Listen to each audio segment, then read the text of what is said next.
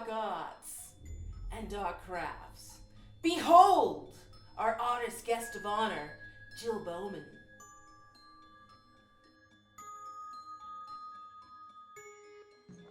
All right, hi everybody. Joe from TusCon here, and I've got our artist guest of honor, Jill Bauman, with me. Well, with me, in the way people are with each other in 2020.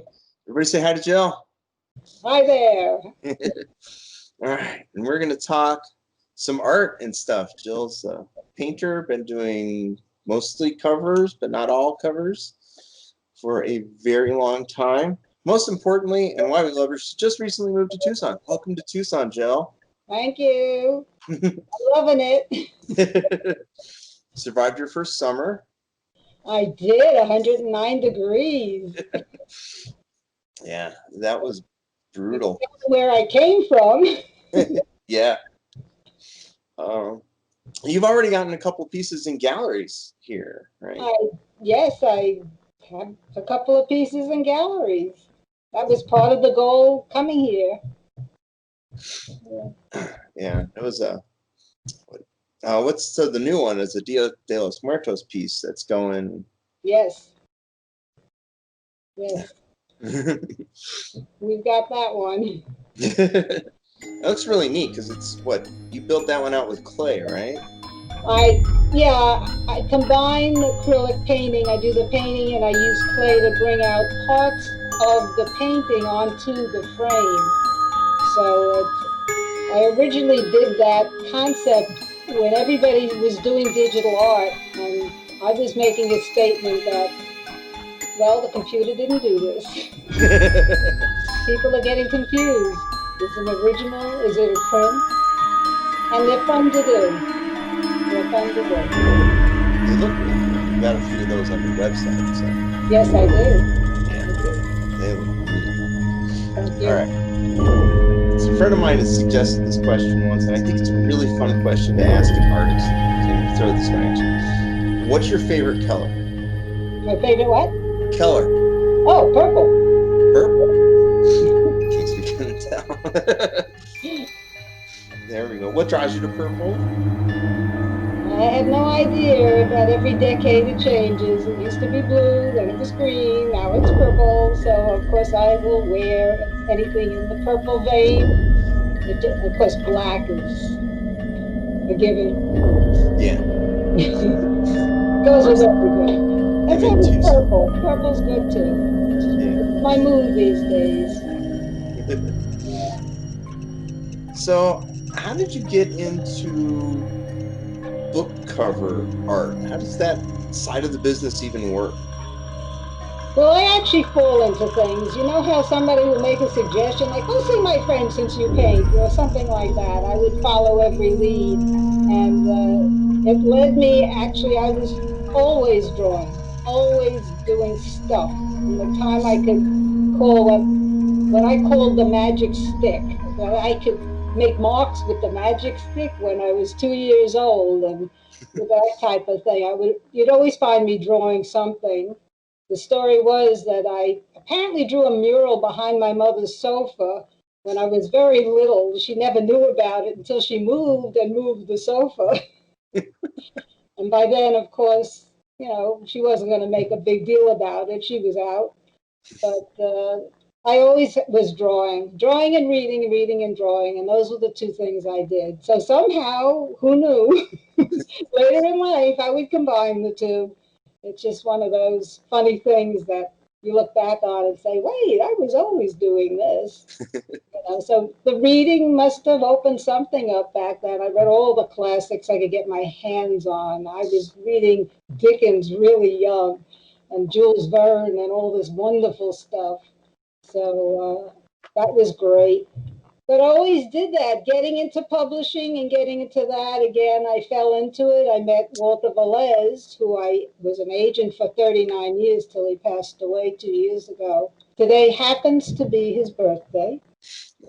Yeah. Birthday, and thank you, Walter Velez. Yes, I do thank him. I thank him very much. And it was a good partnership for a long, long time. And he just, when he met me, he saw what I was doing, and he said, if you'll be my agent, I'll help you and prepare you for illustration. You're not ready. You have to wait 2 years. You have to work with me for 2 years, which I did. And, he taught me techniques and other things. And he said, just don't do what I do. Do what you do. Which never was going to happen anyway. But that's what I did. And one day he said, okay, you're ready. You can go out. And I went out that day and came home with a job. Wow. I know. He said, nothing like starting at the top. I had worked really hard with him, and he was tough. He was tough. Yep. What was that first job? It's a strange one for me, was for Marvel Comics. I know, it's really weird. I had done 6 paintings of something. It was called the Bee Family, B-E-E, like Bumblebee. I did oval portraits of these bees dressed in Victorian clothes. And one said mother, one said father, one said baby. There were 6. One said pet, pest. And there was a little embroidery thing that said hive, sweet hive. And they bought it because they had a writer who would write a story around it. They thought that this would be really fun. I got paid, but it never happened. The story never happened. It was never published. So every painting, everything has a story. And that was my first paying job. Wow. It was very nice. So they're free to be used anyway. I still have them. I still have the paintings. And that was about 1978. Long time ago. So that was the first. Wow. The first book cover actually was Charlie Grant's Quiet Night of Fear for Berkeley Books. It didn't get published first. Another one got published before that. But that was the first job that I had done. And continued to do lots. I did lots of his work, including A Glow of Candles. A Glow of Candles. Oh, there you go. Yeah. So when these happen, I've always wondered about this.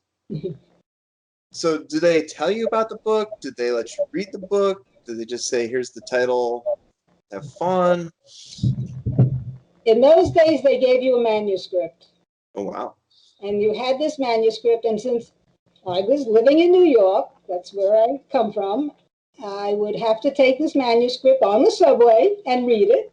And I always envisioned one day this manuscript just falling all over the floor, and just dropping the pieces. You had separate pages, but they always gave me the manuscript. I've been very fortunate because I'm more of a concept idea person, a designer. And so I pretty much did what I needed to do. They relied on me for an idea, a concept, something that would help sell the book. And so they pretty much left me alone. There were times when they knew what they wanted and would tell me, and I would do what they wanted. And then I'd do my version, and guess which one they always took. Sorry, but editors aren't always designers. They can tell you what it's about. They will know if it's appropriate for the book. But, Yeah. So I've been fortunate in that aspect. They wanted me to be me. That's good. It is. It's good. My ideas. Yeah. So do you get hooked to a publisher? I was hooked to every publisher in New York. Just about everyone. Yeah. I hit all of them. Berkeley Books, Ace, and all of those. And most imprints I hit. Because you live in New York, you grab that portfolio, you get on that subway, and I was in Queens. 25 minutes later, I'm in the city, pounding the pavement. I used to say I had portfolio arm, that one arm was longer than the other. And I hit them all. I was nonstop. I went to everybody I could possibly go to. So, yeah, it was good. I had that whole publishing world. Everybody was there. You sat down, you sat with an art director or an editor or a publisher. You showed your work. You got to know them. it's not like today where it goes into the ether somewhere. You don't know. You get feedback right away. Yeah. Sometimes a job. That's a job. Sometimes a job. So Many did you ever times. actually get a standing gig, like actual salary kind of thing, or? It's not a salary, but I had a standing gig for a mystery series by Lillian Jackson Braun. They were called the Cat Who books, and I did about 28 of them. Wow. So Putnam would do the hardcover, and then Berkeley would do the paperback, and Dove Audio did the audio rights, and Thorndike Press did the large print book rights. It was sweet. I got paid for every one of them from Wow. different companies. It was a sweet deal, but that went on for 10 years. Wow. That's interesting because I saw that on Wiki, and the wife Yeah. is a big fan of those books. So Oh, great. they've Yeah. all passed through my home at some point. Also, my grandmother was a fan, I think. So yeah, the two of them share them back and forth. So it's like, oh, I've actually had quite a large quantity of Jill's art in my house at some point. Well, people don't know I did them. I couldn't sign them because I do one of the, basically they were murder weapons or clues and cat paw prints. That was it. They needed a lot of room because they were big titles. The cat the cat who moved a mountain, the cat who saw a cardinal. They were, and plus Lillian Jackson Braun's name got bigger and bigger as the books got more and more popular. And so the art either went on the left side or the right side. Now, so as not to be bored. Everybody knows this. If you put them in order, more or less, and some the cat prints go down, and the next one they go up. The next one they go down, and the next one they go up. So I wouldn't be so bored. And it was kind of cool. But that's as steady a gig as one might get. Sometimes an artist gets locked into an author. A lot of artists do. Rowena did, Mike Whalen did. They get locked in. Certain authors want their work, or that's the look on that book. So I've done quite a few of those types of things, but the Cat Who was the best. And they were fun stories. They were fun. And Lily and I communicated also. She was pleased with it, so that was nice. So yeah, I think I did about 28 of them. I think that's what it was. The other more permanent gig was the Fantasy and Science Fiction magazine. I think I also did about 28 of those. And now it's bi-monthly, but they were 12 a year. So I did 2 a year all the time for Ed Furman, and then Gordon Van Gelder took over. But that was great because you got great stories, great writers. Yeah, great, wonderful.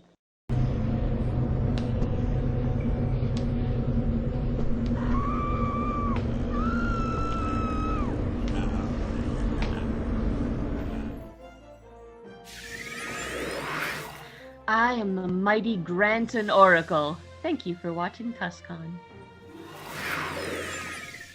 I'm your fairy flight attendant, here to show you all the wonderful things that are in the dealer's realm. You can find toys, books, memorabilia, and great works by local artists and artists from all over the world.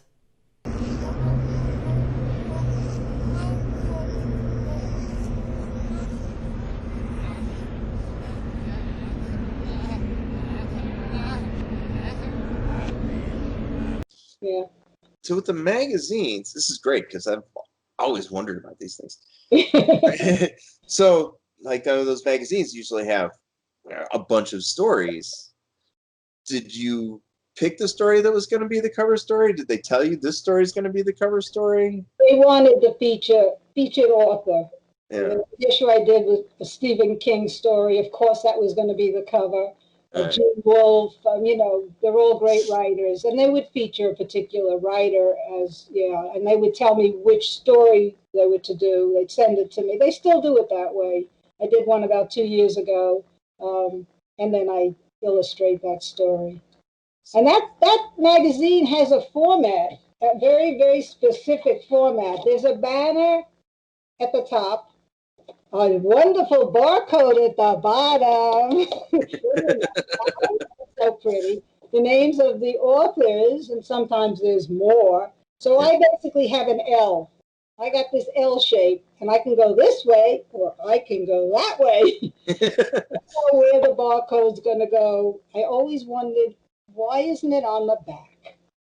I don't get it. Yeah, that's weird. Why is the barcode on that? Yeah, another one. This is yeah.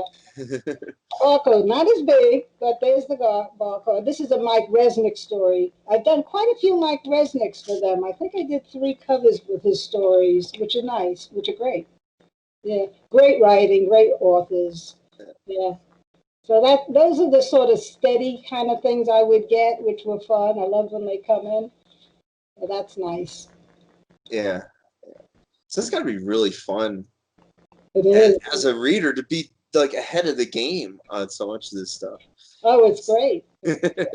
Yeah. Some of the manuscripts I would get were unedited. Sometimes Oh, they wow. would just throw that because they want a certain period of time for me to do the painting and while they're working on things. And that was kind of, see how it changed a bit. That was kind of fun. Oh, wow. Yeah. And is there a non-disclosure? Do you have to like make sure, promise you're not going to tell anybody? No, I didn't know anybody who would be interested, honestly. You know, yeah, because I had them well in advance. I mean, Yeah. sometimes I did a cover and it didn't get published for 8 months later until they did what they had to do. Yeah. Depended on their schedule. Sometimes it was a heavy, tight schedule. Other times it was more lax. I had more time. Yeah. You learn about deadlines, that's for sure. It's called creativity on command. Yeah. I'm Yeah. good at that. Yeah, I get think right to it. Right to it. one of my favorite comic book artists, John Romita Jr., he described his style as fast, because they're paid by the page. So to make a decent living for being able to be in New York, he needed to crank out like 12 issues a month, easy. Great, crack it out. 32 pages each. Yeah. My style is fast. They're the ones I've lost sleep over. Yeah. Just paint through, you go through the night, you just do it. Yeah. You just do it. Do what you have to do. Fine, it's okay. I'll sleep the next day. Sleep later. Later. Let's see. All right, we got to talk Christine, because you did Christine, some art for an anniversary edition of Christine. It was the 25th anniversary. It was for PS Publishing, which is a British publisher. Peter Crowther does that. Yeah, that was fun. I love painting cars. I have done quite a few of King's cars. Yeah. Cars too. Because I'm looking on your website, you got actually quite a few. So is it an illustrated book or? With Christine? Yeah. What they asked for was 6 illustrations. And when you do that with any book, you want to spread them out. And sometimes there's a chapter that has 2 great scenes in it. You'd like to do both of them, but the illustrations will be too close together. That's part of the problem of interior illustrations, is spacing them out, and hopefully you find something that's working more or less. And I did them, and it was to be black and white illustrations. And I painted them in black and white. And after the fact, I said, I got to paint that car red. I'll do it for me, and I will send them grayscale. I'll just convert it to grayscale, but I'll have paintings that have that red car.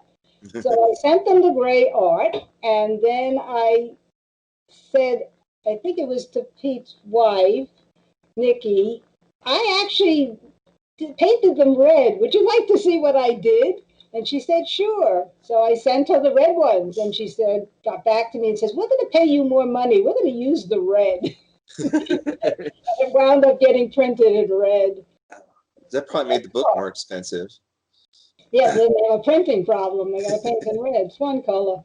But they liked it so much that they went for it. And, it wouldn't have mattered to me. I still had the paintings with the red car, but they liked that a lot. So that was nice. Yeah, that was fun. Lots of fun. Yeah, they're really neat. I've been looking at them on your website. Well, you put one on your Facebook page a few months ago. Yeah. Well, it was the quarter grill piece, I think. Which one?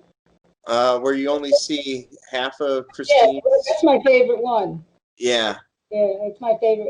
They're very small too. I had a very sharp deadline. I had to paint them kind of small, 8 by 10 and 9 by 12. So I wish that one was big, really big. I I like remember about that one, and I love because you included your sketches from Oh working yeah, it and your on the Facebook post. yeah. This is the great part about the modern world, folks. You can actually like follow Jill Bauman, and she puts her art on I do, I do. there. I like to And show process. That's kind of nice to see how things evolve. I yeah. work pretty. When I do a sketch, it's a clean, finished sketch. Oh yeah, the first thing I noticed about those sketches is they were fine, right? They were Oh, yeah, you could just publish them just as is. But the thing yeah. I remember really well in that is your initial couple sketches had a skull Right. in the Yeah, the headlight, headlight. Right. but then the one that went was the eyeball, and you kind of tweaked out the grill a little more to make it a little more like an evil smile. Right. Yeah, I felt the skull was a bit of a cliche, so I changed my mind. That's why you do a sketch, because then you kind of live with it. And last minute, I said, no, no skull. No skull. We'll get rid of that. So, no, they're fun. They're lots of fun. But I don't scribble. I don't doodle. So I just go right to finish. That's it. Done. And also, I used to give the publishers a color comp when I was giving them. I give them the pencil sketch, a big one, but then I give a color comp the size of a book cover. So it's very small and pretty detailed. I used to have a lot of these, and I sold them, most of them. And this way, I never had too many changes. A lot of artists, they go back and forth, change this or change that. I follow it pretty closely, so they know what they're getting. So I didn't have to go fixing paintings later. There were a few exceptions on one of the Ramsey Campbell books, yeah, but I got my way on that too. Yeah. Yeah. Talk to Jill. Yeah. She gets her way. They wanted this change and that change. All the suits came in, marketing came in, Barnes and Noble came in, change this. It was Incarnate, Ramsey Campbell's Incarnate. Make this, change this color, do this. I said, you know what? Everybody stop. I am going home. When you know what you want, call me. I will do whatever you want. I left. I got the call. They leave me totally alone. And I told them. That's it. I didn't want to be a part of that. Nope, not my problem. Tell me what you want, I'll do it. Yeah. Yeah. Organize Everybody has an opinion, you know. Yeah.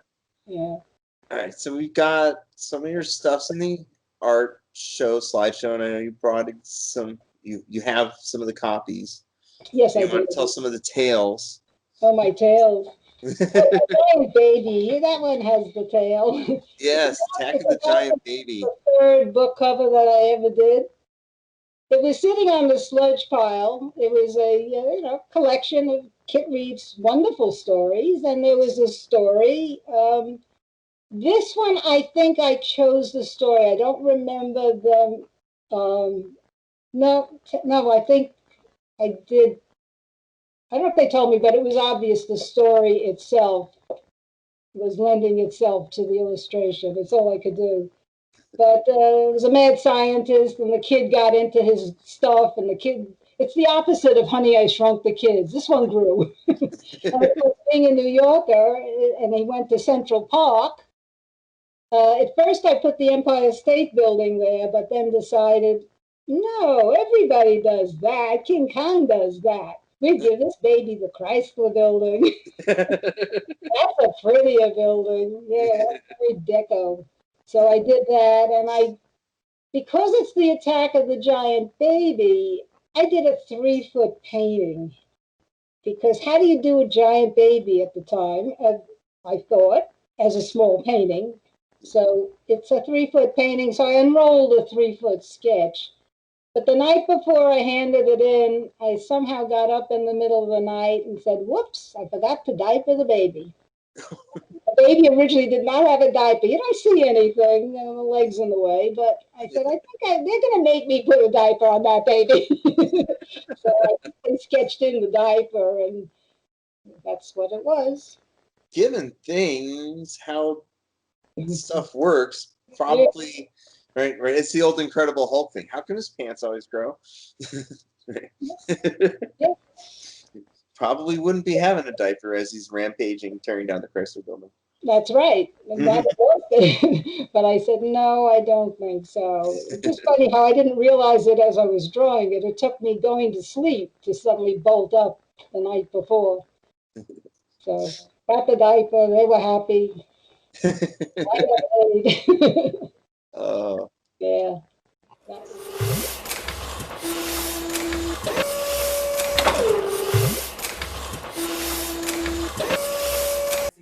Etsy, okay, here we go.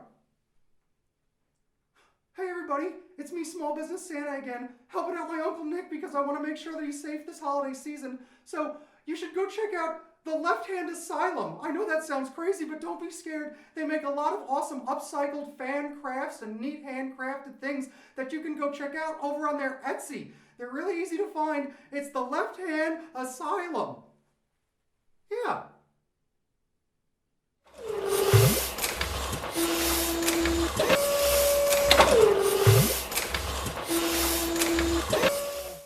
That was fun. Which of these other covers do you have you want to tell the story of? Well, let's see what we got. Actually, this one is not in the slideshow. I probably should have sent it to you. I call it Alice in Alien Land. It was for Amazing Stories. Wow. Right. So I'm an Alice in Wonderland book collector. I'm actually selling the whole collection. But this was a special 30th anniversary Zelazny edition. And so he has a story in here. I'm not sure if it was titled Alice or what it's titled, but since I wanted to do my version one day of Alice in Wonderland, which is an overwhelming thing to do since it's been done by about 1,010,000 times. Yeah. But this was my version because it had to be a science fiction version. So that was one of my favorites. I know you're probably getting glare on this. This is a slick magazine. But it hangs in my bedroom. Wow. I have Alice in the bedroom. Yeah. We keep that one. That's a keeper. Yeah. Definitely. Yeah. So you're an Alice in Wonderland fan. Yeah. Okay. Well, Alice, right? It's the Wonderland. Who isn't? All right. So this is where we get into the fun. What's your favorite adaptation of Alice? Tenniel's drawings. He's it. He did it. There's many really fine illustrators. They're really good of Alice. But Tenniel, the original, and I have some early books from the 1800s. So back there. But I'm in the process of selling all the books. Time to go. Eventually, right? Eventually, yeah. Yeah. The books take over. You know that. Yeah. Yeah. Yeah. Cool. So that's good. What's your favorite character in Alice? The dodo. I am obsessed with dodo birds. I have drawn a whole series of dodo birds, and I will probably have one at TusCon next year. Oh, good. I've been drawing them. I want to do, yeah. Well, it's just, Lewis Carroll and the way that whole book was put together, and it's wonderful. But, I think the dodo bird's really good. Not much of them, a little bit, but I like that. And, of course, Alice. Yeah. And her discovering this world and herself. Yeah. Yeah. It's an interesting story that I think has changed a lot as the world has gone on. I think our post-women's lib world can see a lot more of the self-discovery Alice is going through. That's true. When the stories first came out. Oh, I'm sure. Yeah. I'm sure. Yeah. Definitely. Cool. Do you have Hollywood handy? No, I don't have the proof on me. And the painting is, God knows where, in a box, still unpacked, not packed. Uh, Hollywood, yeah, that's true. I couldn't find the proof on that one. let me Yeah. That see. was another fantasy science fiction, but Yeah. there was actually an edition called that Fantasy and Science Fiction Goes to Hollywood. So the stories sort of were that theme. There we go. Oh, there's the picture. You have the picture. There it is. Show it to the people. With Yeah. the website. Look, the website's down here. Go to the website, folks. It's just jillbauman.com. One of the things I did for this, because I am big on research, is I went to a movie theater and just photographed people online. So I would get the feel of the more realistic way people would be. Of course, those characters weren't there. But yeah, so I had those pictures, which were nice. Any reference, anything I ever use is mine. I don't take other people's work or other photographs or whatever, copyright free stuff. I take all the pictures. Anybody who's in a painting that or character, I use my daughters on many covers or anybody I could grab who seemed appropriate. I take my own pictures. So I've never had a stock picture ever. Never bought one or used one. So the only time I have to really look at maybe a picture even on Google would be an animal to make sure I have the anatomy correct. But I make it mine for sure. It's just a reference. Then you throw the reference away. But I love painting animals. That's one of my favorite things to do. Yeah, there is a section of those on your website, Yes, which I found interesting, actually, just because it's not exactly expected for the science fiction, fantasy, horror artists to have. Well, I do everything. Really awesome, man. Yeah. I'm across the board, mystery, science fiction, anything. And one thing that I did, which people might find interesting, a Grateful Dead concert video. RCA did this. They had a system called Selectavision. It was a laser disc of the Grateful Dead's concert. I still have the painting. And I need to make my another boss watch one, which this you'll section. find interesting, the original Star Trek. And this disc had 2 episodes on it because they had the space.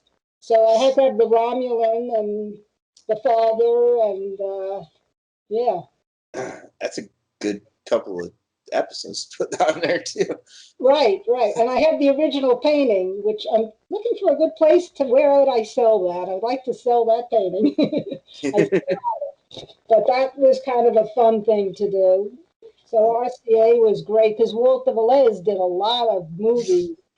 And they created these laser discs, but they made them mono. They weren't even stereo. And you had to buy their player, their Selectavision player, to play their discs. This was, what year is this? I should have marked it. 1980. Grateful Dead's 1980. So I did that very early. And 82 was the Star Trek. I did that. Wow. So that was kind of fun. Yeah. First attempt at digital home movies. I remember Laserdiscs. You remember the laser discs? Yeah. They were kind of irritating, actually. Yeah. They paid well. RCA paid well, far more than book publishing, and that was nice because Walter was doing so many of them. And when I showed them my work, they threw me a few bones. They threw me the Grateful Dead, and I'm very grateful. Yeah. Yeah. So you're a Deadhead too? No, not really. I would listen to it early on, but not like the fans are. I like them. Okay. Yeah, but there was good stuff there. Right. Good stuff. I have some friends who will probably kill me if I don't, so I have to ask, what's your favorite Grateful Dead album? I have no idea. It's all a jumble to me now. You want me to go back that far? No, I had other music I was listening to. Yeah. Yeah. I was listening to Queen. No wonder I like it. I saw Queen at the Garden, at Madison Square Garden, and let me tell you, that place rocked. That place vibrated. That place was quite smoke-filled. Yes. The 70s. That was, it was later than that. They had just about come out with, I think, We Are the Champions, or We Will Rock You. One of We Are the Champions. Boy, they were great. Freddie was great. That was more my speed. See? Yeah. Big Queen fan. And Tull. Definitely Tull. Heavy Horses. That's my Tull's my favorite. favorite band, so yeah. Yeah, Heavy Horses. I love the song Heavy Horses. Yes, yes. What I would do is I was working. I have two daughters, and they were very, very young at the time, and they would go to sleep. And I had an 8-track player and tapes, and I would put up Heavy Horses, and they'd have to hear it all night long because you didn't have to stop and turn it over. It just Yeah. kept going. And so whatever painting I was doing had its own soundtrack. So as long as I was working on a painting and I was using Heavy Horses as a soundtrack, they had to hear it for so many days, over and over and over again. The best one, I was doing an anthology from Alan Ryan did, called Perpetual Light, and they were religious science fiction stories, great stories in there. And I think it was a Robert Silverberg story and all of that. And I played Jesus Christ Superstar because this was religious science fiction story. And I played that thing for 10 days straight because it's a very complicated cover. It's all the religious figures are chess pieces on a board. Everyone's there. The Buddha, Jesus, Moses, they're all there. So it was fun. So they had to hear Jesus Christ Superstar. So that's the way it works. I heard that one. Track. Yeah, now I have to get up and change the damn thing. It ends. Yeah. Spotify playlist, just let it roll. But then the mood might change, so then it wouldn't work.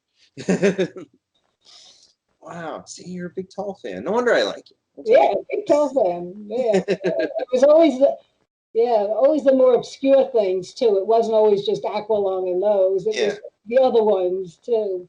The deep tracks. Well, it's great. It's great music. I'm very eclectic in my music. Cat Stevens was another big one. Big. All his stuff too. That's some great stuff. I heard something he's been doing recently, which is interesting. Yeah? The voice is still good. Wow. Yeah. Yeah. Tea for the Tillerman, that's my bread and butter. Yeah, that's a good one. Father and Son. Yeah. Really good. Moonshadow. Yes. Cool. Yeah. See, this is the fun stuff. Yeah, it is the fun stuff. But then there's the old rock and roll stuff. Yeah. Got all that down too. So it's very eclectic, and I'll listen to Mozart as well. When you have something you want to just take your time with, it's great. Just mellow out. Yeah. That's interesting. So you think it really influences the painting, or is it just helping you stay focused? I think it does a little of both. I would choose a piece of music depending on how long what my deadline was. If I had a quick deadline, I needed something to rock me. Queen had to go up because I had to get that. But if there was something that could take my time, it could be something slower tempo. Yeah. So there is that. So a lot of it, and just my mood, or maybe what the piece might represent, or, I mean, again, the perpetual light, religious things. I mean, Jesus Christ Superstar just was right there, it's because it fit the theme. But they don't always. It's more the deadline and getting me moving. Yeah. Because when you go to the beat, you find the brush does that. Okay, you're not just doing this. You're doing this. So let's see if we can do that. Yeah. It's nice to have music in the background, and instead of, I know people have television in the background. I'd find that too distracting. Yeah, that would bring too much. So, I have music when I work, and I just test software. But yeah, music puts my thoughts in order. So that's right. Well, with me, it was music or art. Those were my choices in life. My father wrote songs. He was a songwriter, and I would study classical guitar for about 5 years, and then put it down one day because I could not get up and perform at all. I never played again, and so it was art. Don't have to perform. And yet you hold a crowd so long. So. Hey, so I don't have to sit and do it, you know. There are Yeah. people who go to conventions and they sketch and paint and draw. I don't do that at a convention. I go there to get away from doing that. I don't want to draw and paint at a convention. I want to be with people. Yeah. It's a lonely existence sometimes. So note that out there, people, because I've gotten scolded for this since I scheduled. People are like, but we want to see Jill do a demo. And I'm like, I let people do what they want to do. Right. So let them do demos. I do demos. Right. I get paid to do that. I get paid to draw and paint. Yeah. I want to socialize sometimes. Is there any other handy thing you grabbed we should be talking about? Since you definitely propped up. I just grabbed a few of them. Actually, this was an interesting cover for fantasy and science fiction. Gordon Van Gelder figured out who were I think there were 5 or 6 artists who had done the most covers over the life of Fantasy Science Fiction magazine, who is still around, and have them each create a cover. We'll get paid, which will eventually get published. And so this was my contribution to it. So it wasn't based on a story. That's the point. So I decided to fantasy and science fiction combine them by having, a little sprite here, have her sit here and have something more to my horror thing and combine them. And so he wound up publishing all those people who did it. And so this was published for that reason. It was part of his little contest thing. So that was kind of fun to do.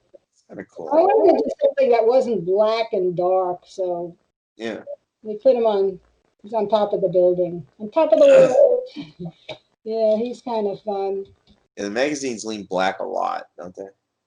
Well, since I did so many horror covers and black was the color, obviously, that they use a lot, I got an assignment for a story from Leisure Books. I don't remember who the author is. It's called Blizzard. And they wanted a white cover, even though it's a horror novel. And they wanted the title in the middle of the book, not at the top, at the middle. So it gave me a challenge. I wish I had a copy of it. But basically what I did was I had a creature made of snow at the top, a doll with blood all over it at the bottom, and tracks connecting the two with blood on, like this creature destroyed this doll. So I did that cover, but it was white. It was snow. And it made a horror cover, and they put their Blizzard there in red, I think. And we saw that was more of a design problem for me, because they wanted a look on the cover. It had nothing, they weren't worried about the story as much as we want to type in the middle. And we don't want a black cover. Okay, problem solving. That's what it is. Yeah, figure it out. Yeah, well, it's interesting, right? Because I don't know, maybe in some ways it makes art a little easier because you're not just like blank canvas. Think of something. It's like here's parameters, do things. Well, when the few times that they did tell me I would like to have this, this, and this, it is easier. You don't have to. I read the story anyway, but you don't have to go through all of that. I have a zillion notebooks of all the notes I take as I'm reading the manuscripts. Because a lot of times they wanted you to give that back. So I couldn't mark it up. So I take, keywords or whatever, that type of thing. And so that's kind of fun. I take notes and somewhere in there find the illustration that I needed, Working with a collection of short stories or anthologies, I sometimes do a montage of a few of the stories and put it together. so it represents several stories. It's not a scene from the book. I don't do a scene from the book. I try to catch the essence of the book. So I'll combine on that. And that's kind of interesting. You can do that. That's fun. Every book is unique, every story. It has to be, thought out, and it has to be right for the book. And how they're going to try to sell that book, that's important. Yeah. What audience that they're using, they're trying to target. Yeah, so a lot of that goes into it. Yeah. It's interesting how all this work goes into the cover. Right. And yet the cover winds up being the most temporary part of the book, right? And 4 years later, if they're lucky, they reprint it and it's going to be a new cover. Right. No, it's true. It's true. Yeah.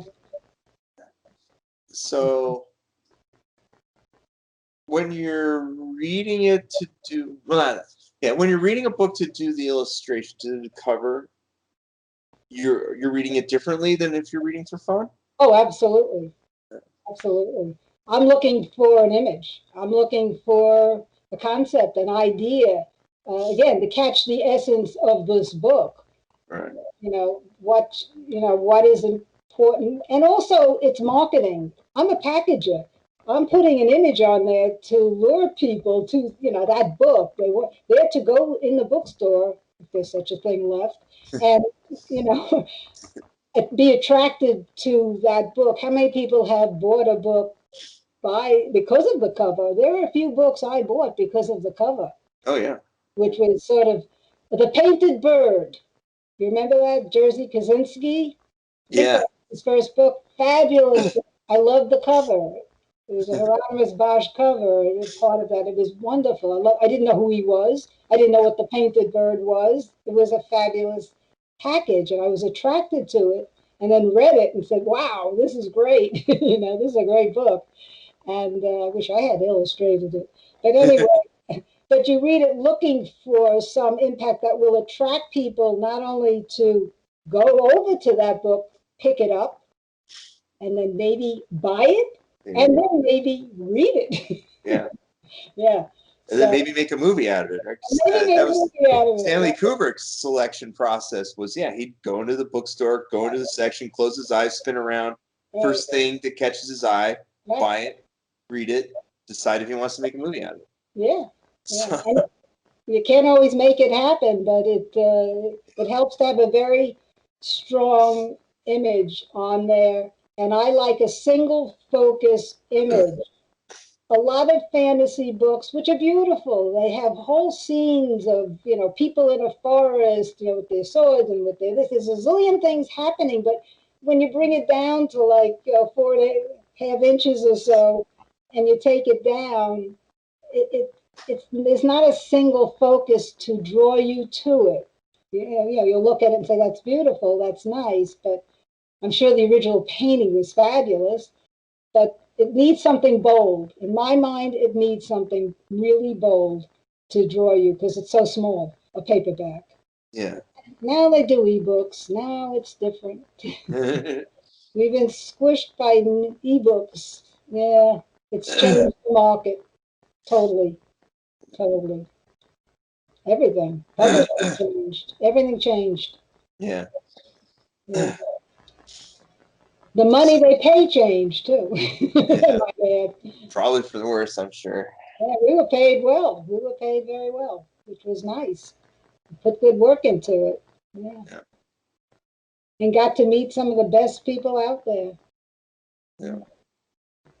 That'd be almost convention-esque, right? Just there with them. I love the conventions. I used to do a lot, 7, 8 a year in the beginning. I went to all the world fantasies in the beginning, and of course then the world horrors and the local New York stuff. They had LunaCon, they had Icon out at Stony Brook. Icon out at Stony Brook was great because I was good friends with Harlan Ellison for sure. Done a lot of his work. He's an author who supported me totally. For 10 years, I did a lot of work for him, but he would go to this convention at Stony Brook University on Long Island, every other year. And so I was there every other year, which was great. And, he would just want me to do a cover for this or a cover for that. And I need you to do this yesterday. Can you do this? You call me on a Friday. Could you get this to me on Monday? I said, no. I can get that to you on Monday. But he was so supportive. The authors were incredible. Unfortunately, I've lost so many of them. I'm still just so sad at that loss of Harlan and his wife. I mean, it's tragic. I'm shocked about her, but I miss his phone call. I didn't have a first name. It was, hey, Bauman. That was it. Hey, Bauman. Never had a first name. Call anytime. Can I read your story? Yeah. Got any ideas? Yeah. What are they? I got an idea, he'd say. I'd say, okay. If I didn't answer him quickly, you didn't like it. I'm thinking, I'm processing. Oh, do what you want. He gave me total freedom. He was really good. He kept me prisoner at his house for about a week working on something. It's quite an experience. Yeah. Some good memories, fun times, fun things. Yeah. And art came out of it. Came out of it. Well, he loved art. His house was filled with it. And he just said, I got to hire people like you because I can't draw anything. Because I hate that. Yeah. Had to look to the artist to do it. He had some great art. The Dylans did great art for him. Barclay Shaw did incredible art for him. It was great. He had good taste. Yeah. Which was good. So it's more than just painting. It's selling your paintings, selling yourself, getting out there, showing your work, getting feedback. There's all of that too. Making those connections. Yeah. Cool. And now all conventions were canceled this year, but I'm looking forward to next year. Yeah, getting back to it. Now that I live here, I'm so close. Practically walk. Not quite. A few miles away, very close. Good deal. Yeah, I know we're all of us in that community are very glad to have you. Well, thank you. Gracing our cities. It was a big decision to leave New York and come here. Very big decision. And they're all born and bred there, Yeah. Born in Brooklyn. I mean, you just don't lose New York. But the people here they're just not as stressed. There's all this space, like there's this sky up there you can see. My God, I was in Tucson actually in the early 80s for a World Fantasy Convention. I don't know if it was 84 or 85, but it was here in Tucson. It was wonderful, and I fell in love right there. And I said, when I went home, I said, I want to live in a teepee and paint Kachina dolls. I just love the native culture and the art and, all of that. So it's a very culturally rich place. And although New York is culturally rich, it's a zoo. It's a different type of dealing than it is here. These gallery owners, these people have been wonderful to me. It's great. So. Good deal. I'm glad that they knew to embrace you. Yeah. Well, for 4 years, I came here twice a year exploring, trying to make this decision, and I would go visit them. And I would go to the openings and see them. So I got to know them a little bit. So when they had a call for entries for the Day of the Dead, I'm waiting to hear about another one. That's right up my tree. That's a no-brainer. Come on. I can do a skull. Sure, that's fun. Yeah, right, fun. And they seem to like it. So it's a neat piece. What gallery is it at? Or is it a virtual show like that other one? Or well, they're doing a virtual show now. Yeah, I can send you the link. It could be attached somewhere. Okay. But yeah, they're all doing virtual shows, and the galleries are Some of them are by appointment now, but they're pretty closed for no openings, nothing like that. Yeah. It's not that big, and but they're doing the virtual shows, and that's really good. Gives every. It actually probably gets more exposure for the art than just having an opening. Yeah. Or You don't have to find a parking space or all that. right. So things will change at some point. It may take a year, but it may take a while. But you have to be patient, and I'm using my time to create. I have several started paintings. I think a lot of artists do. Yeah. And, I have a couple that I think it's time to get to it. I think we should get this started painting done. So time is different. And people ask why I moved to Tucson, and my basic answer is so I don't have to shovel out my car from the snow anymore. That's right. I still have my shovel and my boots, and so that's a pleasure. Yeah. Not to be That's needed. always been my answer coming out of Chicago. So I don't care how hot it is, you don't have to shovel it out of your driveway to go to work. And then they plow it back in after you finish again and again and again. And then you clear the parking spot and someone takes it after you did all this work. You come home and there's no place to put your car. So no more of that. I don't miss that. I miss New York pizza, New York Chinese food, New York pickles. We only have good pickles around here, no half sour. Oh, there's New York things like that you miss. Yeah. So New York bagels, they can never make here ever. Bagels come close.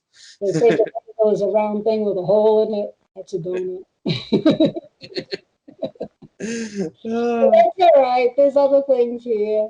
Yeah. All the shopping is here. That's okay. Okay. Michael's is across the street, down the block.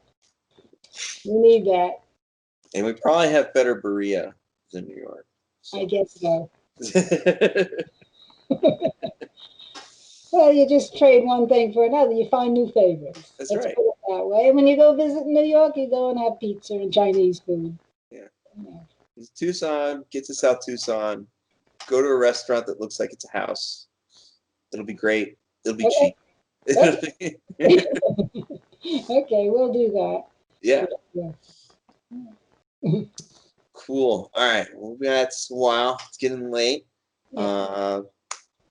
Give a final message to our virtual TusCon, and then we'll see you next year.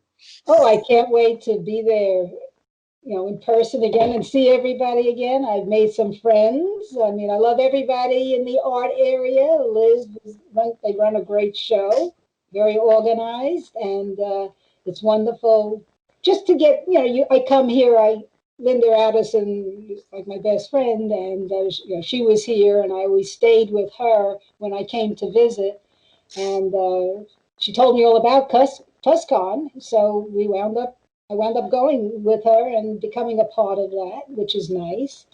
And I want to meet more people because now it's hard. Now it's difficult to get out to meet people, so it's a little lonely, a little bit. So. I can visit Linda once in a while from afar, a courtyard or something, but it's, there's places I'd like to see and go to, which I will. I was able to get to the Desert Museum before they closed before this all happened. I think it was like January or so. I was able to get there, so that was wonderful. It's a good time. Lot to do and see. All right. So I hope to see when it all gets normal, send me Facebook messages. I'll give you ideas. Okay. Well, it was a pleasure.